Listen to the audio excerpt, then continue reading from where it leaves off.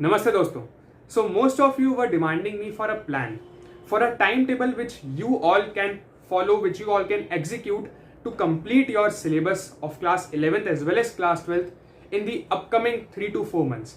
Okay, so here I am with a 100 days timetable, especially created from a BitSat point of view, but at the same time I have kept in mind that you have your board exams as well, and hence you need to put a little bit more focus on your 12 subjects as well. Right, so in this video I'm going to share with you that timetable. You can go down in the description, you would find a link, just click on that and download the timetable for you. But make sure that you watch this video till the end, because there are some 6 to 7 points which I would like to highlight about the timetable, as well as some points that you must keep in your mind while executing the timetable on a daily basis. Also, this is the exact same timetable that students from 2020 BitSat batch as well as 2021 BitSat batch followed during that time, and majority of them were able to effectively complete the syllabus, not only of class 12 but also of class 11 after 100 days of starting with this timetable. So make sure that you stick around this video till the end, and let's get started with our video. But before we go ahead, I would like to introduce you all to a set of books where you can practice a lot of questions from, especially if you are aiming for chapter wise and topic wise practice of questions. The book is by Disha Publications and it is called 97 JMain Online and Offline Chapter Wise and Topic Wise Solved Papers.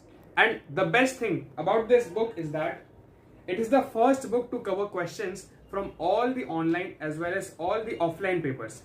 It covers questions from all the 26 exam papers of JMain 2021 as well as all the 20 exams of JMain 2020. Also, it is the first book with chapter wise and topic wise division of questions as per the NCERT, with 3000 plus MCQs and 360 numeric answer questions in each subject.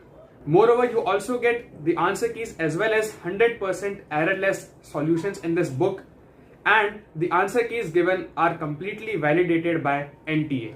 Lastly, it is available in all the 3 subjects. I have shared the link in the description below, so you may go down in the description, click on that link and buy that book right from there. So now let's get back to our video. Point number 1. This timetable is very flexible. You do not need to complete mandatorily the complete syllabus in the upcoming 100 days. You may extend the timetable if you want to let's say 120 days or 150 days, depending upon your current level of preparation.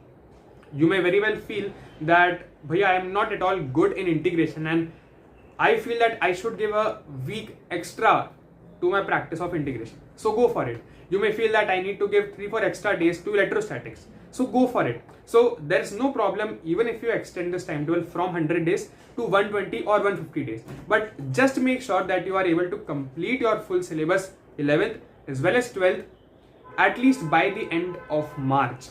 It's a very long time. We still have got 5 months till the end of March. But please make this a point that whenever you are starting with this timetable, make sure that you are completing your syllabus by the end of March. Otherwise, it would be very difficult for us to then go on to the mock test and then assess and work upon our speed and accuracy. Point number 2. If you will properly observe the timetable, you will see that all the topics, all the chapters of class 12th NCERT have been listed on the earlier days, and the topics which are there from class 11 syllabus have been pushed to the later days. This has been done primarily because I know that most of the people who are watching this video are in their 12th standard and would be having their board exams in the month of February or March, right? So it becomes really imperative to first focus upon the 12th syllabus and then only go to 11th syllabus. This is also important because in any exam that you are aiming for, particularly BitSat, 12th syllabus comprises around 60 to 70% of the number of questions that come, and 11th comes relatively in lesser number of questions. Not only the 12 chapters have been included in the first half of the timetable, but also the chapters have been arranged in a weightage wise fashion so that all the important chapters you are able to complete as early as possible. Point number 3. Each day you have to do only 2 subjects. Yes, you have to do only 2 subjects, 1 chapter from each subject. So in total you have to complete only 2 chapters every day. And this has been assured by me in the timetable that no 2 hard chapters occur on the same day. So if I have given you a difficult chapter of physics, then on the same day you won't be getting a difficult chapter of maths or chemistry. The chapter that you would be getting either from maths or chemistry would be a simpler one, would be an easier one, so that it doesn't happen that you are not able to give ample amount of time to a hard chapter, to a difficult chapter.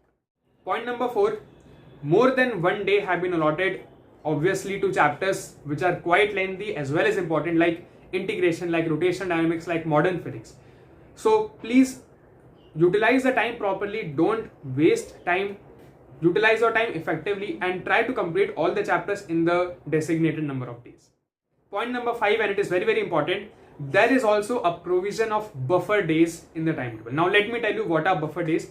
So basically buffer is a day which has been particularly made keeping in mind that you may not be able to complete your targets all the time. So for example, if I have given 3 days, let's say to rotational dynamics, but even after practicing properly, effectively for 3 days, you feel that you need to practice even more, or you may be in a situation where you are not able to complete your full chapter of rotational dynamics in the 3 designated days.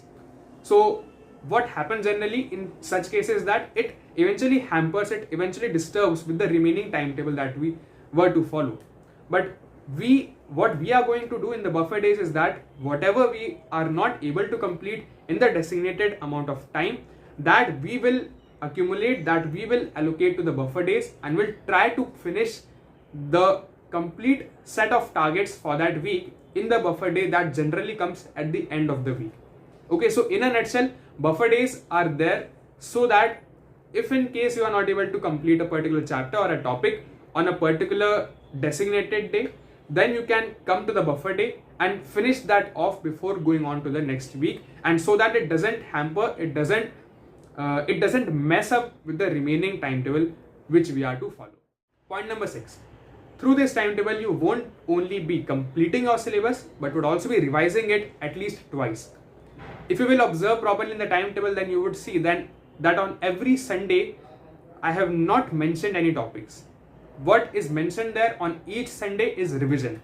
So whatever we have studied in the whole week, right, whatever you have studied in the whole week, you have to go on Sunday and revise that thing. You may revise from your short notes, you may revise from the book, you may revise questions, you may revise whatever you want, but make sure that you are revising at least everything, whatever you have studied in the whole week, and you are also solving certain number of questions from those particular chapters.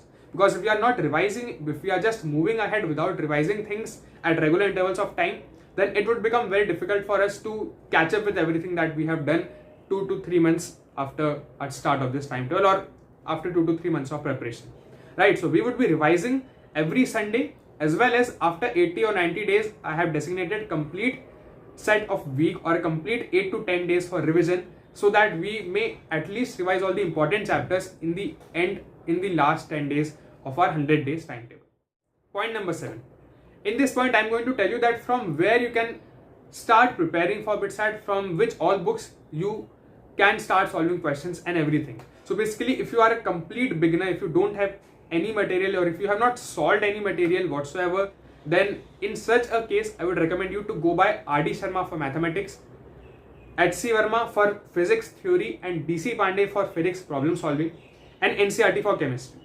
Now you need to make sure that you are doing at least these 3 books, because if you are not doing it, then nobody can guarantee if you would be able to get a decent score even after completing your syllabus properly or not, because the level of difficulty that comes in BITSAT almost touches the level of books that I mentioned. Maths come almost of the level of R.D. Sharma, physics come almost of the level of D.C. Pandey questions, and you only have to solve level 1 questions, and chemistry comes almost of the level of NCERT example. So make sure that you are following these books, but again, it is not a hard and fast rule. If you are already following your any other book or your coaching material, then you may just continue doing that properly, but just make sure that you are following the timetable on a day-to-day basis while solving those material. So that was all for this video, guys. You can go down in the description, you would find the link of the timetable. Just click on that and download the timetable. Again, I would say if you want, you can modify that, you can mold the timetable according to your requirements, according to your current scenario of preparation, but make sure that you complete your full syllabus 11th as well as 12th by the end of the month of March. That is the red mark that I can say, right? So make sure that you complete your syllabus by the end of March, and make sure that you hit the like button before leaving this video, and you press the subscribe button as well if you really enjoyed this video and if you are watching this till this point of time. We'll meet in the next video. Till then, keep preparing, keep revising, stay happy, stay focused. Jai Hind, Vande Mataram.